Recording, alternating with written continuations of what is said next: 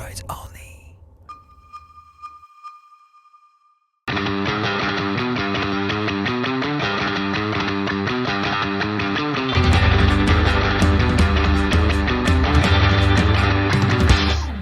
Ouais, à la rédaction, ils avaient dit hey, le chat, tu veux pas aller faire l'essai des nouvelles Harley-Davidson au Beau-de-Provence, dans le sud de la France?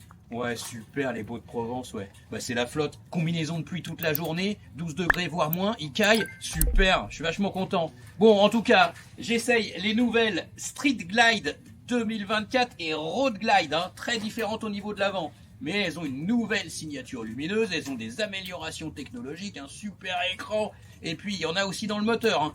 Alors on va vérifier ici si l'agrément et le plaisir est toujours au rendez-vous en 2024 sur ces gros toureurs et ces baggers de chez Harley-Davidson, hein. Allez, on voit ça, à tout de suite.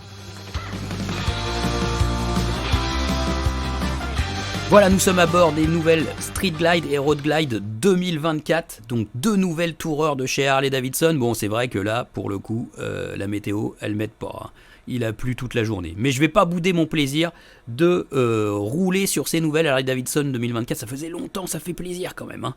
Voilà, alors ce qui caractérise ces motos, bah, c'est leur nouveau tableau de bord. Vous voyez ce tableau de bord écran TFT couleur 12,3 pouces, vraiment très agréable à lire, très large, panoramique. C'est le même écran sur les deux motos. Et puis bah, il pilote de toute façon toutes les assistances et puis il est commandé par des commodos modernes et très agréables, assez intuitifs. Donc ça c'est un bon boulot de la part de chez Harley-Davidson. Au niveau des modes moteurs, eh bien on a le mode sport, le mode road, le mode pluie. Moi je vous le dis tout de suite, le mode road c'est le plus simple, c'est le meilleur. C'est celui qui est le mieux calibré au niveau de la réponse de l'accélérateur et aussi des assistances comme le traction control ou le freinage. Voilà, donc c'est le meilleur mode, le mode road. Ces motos, elles se caractérisent aussi par cet énorme moteur Milwaukee 8, 4 soupapes par cylindre, refroidi par eau au niveau des culasses, avec 105 chevaux et 176 Nm de couple. Ah bah ce moteur il brille surtout par son agrément. Il est utilisable dès 2500 tours minute, voire moins. Et puis il peut grimper jusqu'à 4500 tours minute sans problème. Il a plein de coffres, plein de couples en bas, donc c'est vraiment très plaisant, hein. Donc c'est une moto, c'est un moteur qui va vraiment se montrer agréable sur les allures usuelles, c'est-à-dire entre 80 et 140 km/h, les grosses reprises sur le réseau secondaire grâce à son couple, donc ça c'est vraiment très bien. La boîte de vitesse, là ma moto elle a 950 km à peu près, et la boîte de vitesse est déjà hyper rodée, c'est hyper facile de passer les vitesses à la montée comme à la descente, presque sans utiliser le levier d'embrayage. J'aurais bien aimé aussi un sélecteur double branche pour passer les vitesses avec le talon, mais bon tant pis, on fera sans, ou ce sera en option. Par contre, c'est dommage, c'est que ce moteur, bah, il manque un peu de sensation, hein, parce que bah, depuis des années, les Harley-Davidson sont vraiment légales, sont très bien homologués, et donc la sonorité est feutrée. Bon, c'est fini les stages 1 d'il y a 10 ans, là, hein, c'est terminé ça. Et donc maintenant, le bruit il est très discret, pas de bruit d'aspiration de la boîte à air. Bon, il y a un râle mécanique, c'est sûr, il y a une ambiance, voilà, mais c'est plus comme avant. Côté comportement, bah, une Harley-Davidson, ça tient bien la route, hein, on l'a vu aujourd'hui toute la journée sous la pluie, hein. Donc là, il y a un très bon freinage avec un ABS qui se fait très discret et qui est efficace. Traction control pareil, donc très bonne tenue de route, hein. On n'a pas eu peur toute la journée malgré les routes mouillées et parfois mal revêtues. Bah, donc c'est un bon signal, hein. On saine ces motos, hein. C'est vraiment bien, hein. Attention, elles freinent pas court, hein, parce qu'il y a du poids là, hein. C'est des motos lourdes, hein. On remarque aussi que le confort a vraiment fait un bond en avant, hein, avec les nouveaux amortisseurs à l'arrière. 76 mm de débattement contre 54 mm auparavant. Là, c'est un vrai progrès. Donc du coup, les trous, les nids de poules sont mieux absorbés et ça, c'est vraiment mieux pour progresser en confort.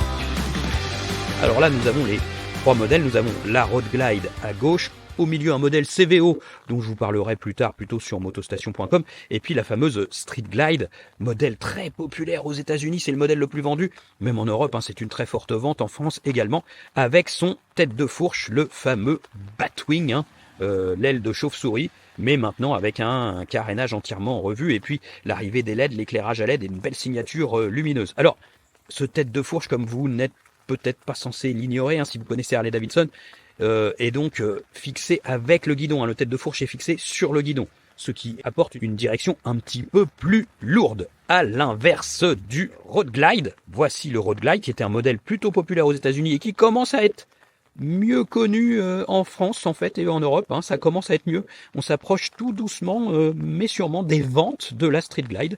Donc là, c'est le Shark Nose, hein, nez de requin. Et puis, bah voilà, tout nouvel éclairage aussi à LED. Hein. Et puis, cette énorme tête de fourche qui est plus lourd que le modèle Street Glide. C'est un plus gros tête de fourche. Lui, il est fixé sur le cadre, ce qui fait que le guidon, voilà, le guidon, il est libre. Hein. Voilà, le guidon, donc la direction est allégée par rapport à celle du Street Glide. Alors, ces deux motos, elles ont châssis commun, suspension commune, roues communes, frein en commun et le moteur, bien sûr, 117 cubic inch, soit 1923 cm3. On s'approche tout doucement des 2 litres. Sacré berlingot, toujours typé longue course, hein, avec une course plus importante que l'alésage. Et il est partiellement refroidi par eau. Là, vous voyez par exemple derrière ce sabot moteur, eh bien on a le radiateur et puis il y a des petites durites, voilà qu'on voit ici, qui servent en fait à refroidir uniquement les culasses. Donc c'est vrai que ce moteur chauffe vraiment moins.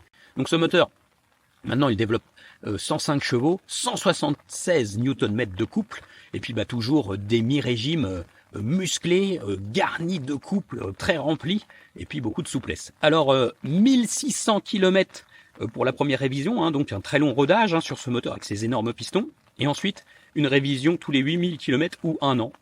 On remarque aussi sur ces motos des nouvelles selles, voilà, nouvelles selles qui sont similaires sur les deux motos. Et puis, on a aussi des nouvelles suspensions, dont je vous reparlerai sur Motostation. Hein. 50% de débattement en plus à l'arrière, ça marche, hein, ça apporte plus de confort. Et puis, on a des nouvelles sacoches rigides qui, elles, apportent un volume supplémentaire de chargement. On met toujours pas de casque, bien sûr, hein, ce sont des sacoches en longueur, vous voyez. Mais par contre, on met pas mal de choses dedans hein, pour partir en week-end. Il n'y a pas trop de problème, c'est plutôt pas mal.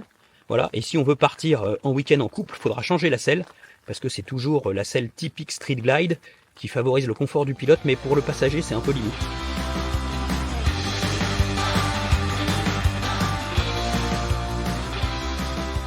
Bon bah voilà, il est temps de conclure l'essai de ces nouveaux toureurs touring hein, de chez Harley-Davidson. Ce qu'il faut retenir, c'est qu'il y a un gros travail de fond de chez Harley-Davidson, esthétique bien sûr et visuel avec les nouvelles faces avant, et puis bien sûr l'arrivée des LED et des belles signatures lumineuses, et puis ce moteur 117 cubic inch qui évolue, hein, qui gagne 3% de couple, 4% de puissance, enfin qui est peaufiné par Harley-Davidson, comme quoi vous voyez les gros moteurs semi-refroidis par eau longue course bah, peuvent toujours évoluer malgré les normes, hein, Euro 5+, par exemple, il n'y a pas de problème, on évolue toujours, et donc on a beaucoup d'agréments moteurs, de la souplesse, ce moteur il est souple, il est hyper rempli en barre, hyper rempli à mi-régime, il est gorgé de couple. Ok, d'accord, moi je trouve que c'est un peu dommage parce que la sonorité elle est vraiment feutrée. Une Harley Davidson c'est quand même le plaisir de l'oreille. Bon bah voilà, là c'est plus possible. Ces motos-là elles ne font plus de bruit, hein. On les entend passer, ça a l'air sympa une fois qu'on est à bord. C'est quand même très très feutré, c'est dommage, mais c'est comme ça, il faut s'habituer à vivre avec et comme ça. Là maintenant il y a une super infotainment avec de la radio, des grosses enceintes. Donc là on va se rattraper là-dessus, notamment avec le son des enceintes sur ces motos et sur le plaisir de découvrir ce beau tableau de bord écran TFT multifonction, très facile à utiliser, très agréable à lire aussi en roulant, donc ça c'est très très bien. Les Harley Davidson, ça fait quelques années, elles freinent, elles tiennent la route, ça ne change pas. Hein, bien sûr, ces motos, elles freinent, elles ont du poids, hein, on le sent au freinage, mais elles freinent, elles tiennent la route. On a eu des conditions mouillées, le traction control est efficient, l'ABS, tout, il n'y a aucun problème de ce côté-là. Les motos sont saines, sont efficaces, et elles gagnent en confort avec les nouvelles suspensions. Je regrette qu'il n'y ait pas les poignées chauffantes de série à ce prix. Bah oui, ça commence à 31 790, 32 000 euros, un peu plus cher, 2 000 euros de plus avec une belle couleur et le moteur pas en noir. Aujourd'hui, pour ce prix-là, on a aussi de très très belles motos au sein de la concurrence, hein, chez Indian, ou aussi, si on élargit un petit peu, des routières chez Honda ou chez BMW. C'est quand même très cher, hein. Mais voilà, vous offrez un mythe Harley-Davidson. Voilà, je reviendrai dans le détail sur motostation.com sur les points positifs et les points faibles de ces deux nouveautés américaines. Ah, bon, j'espère que la prochaine fois, il fera meilleur temps. Allez, ciao.